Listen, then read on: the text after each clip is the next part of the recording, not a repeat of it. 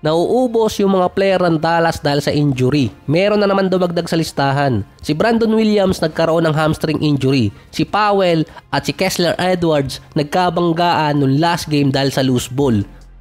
Pati si Nico Harrison hindi na rin makapaniwala sa nangyayari sa Dallas kaya napaalis ng court na meron na naman nadagdag na player sa injured list nila. At least 2 beses niya sinagip yung NBA dahil yung una yung kay Steph na nagkaroon ng conspiracy theory kung bakit sumama sa kanya si KD at yung pangalawa kay Luka. Mula sa 9 player naging 7 player na lang yung healthy sa lineup ng Dallas. Bumalik naman si Kessler Edwards na possible makalaro din sa San Antonio. Ganon din si Powell. Pero hindi pa yun ang problema kundi yung mga susunod pang game ng Dallas na kada game may nalalagas. Base sa rule, kailangan ng Dallas or ng kahit anong team mapa-regular season or pre-season na makapag-register ng nasa 8 player every game. So nangyari na dati to sa Golden State noong 2010 versus Blazers na 8 player lang yung nasa lineup nila pero yung 2 injured at 6 lang talaga yung makakalaro. Nung 4th quarter na fouled out yung ika-5 at ika-6 na player ng Golden State. Na dahil sa rule na kailangan ng 5 player sa court, pinaglaro nila yung injured player at binibigyan din sila ng technical. Yun ang isa sa pinaka-weird game na nangyari sa NBA. Yun din ang unang 40-point game ni Steph at as pa, hindi ko na rin chinek to, nanalo pa doon ng Golden State versus sa Blazers.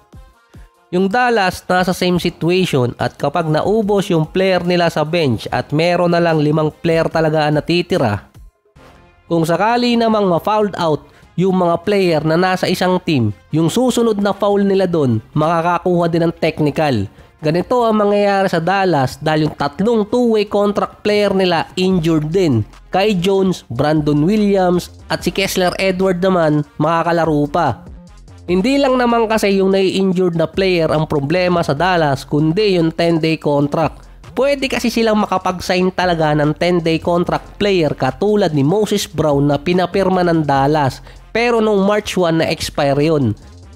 Na dahil naman sa first tax apron, hindi siya pwedeng papirmahin ng another 10-day contract. Meron kasing restriction until April 10 na hindi pwedeng makapag-sign ng standard contract ang mga team or kahit 10-day contract. Limited ang option ng Dallas. Base kasi kay Jason Kidd, hindi sila makapag-sign ng another 10-day contract player dahil ang available na lang sa kanilang first tax apron ay nasa $51,000. Ang isang player kahit 10-day contract, aabot yun ng $119,000 ang kontrata. So hindi sila pwedeng lumagpas sa first tax apron na yon. Kaya hindi sila makapagpapirma ng 10-day contract player.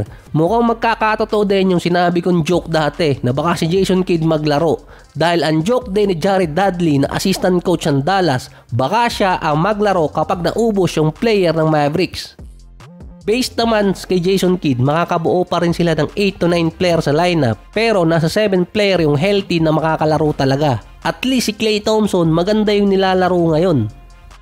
So hindi ko naman minamasama yung sitwasyon ngayon ng Dallas, kaso yun talaga ang nangyayari. Lumaki tuloy yung pag-asa ni Kevin Durant at ng Suns na makapasok ng play-ins. Yung panalo ng Suns kontra Dallas nung nakaraan ang nagbigay sa kanila ng tiebreaker. Imbes na 2 games behind sa number 10 yung Suns, magiging 1.5 na lang. At yung 0.5, yun ang tiebreaker. Kailangan na lang tumabla ng Suns kontra sa Mavericks sa standing para makuha nila yung spot.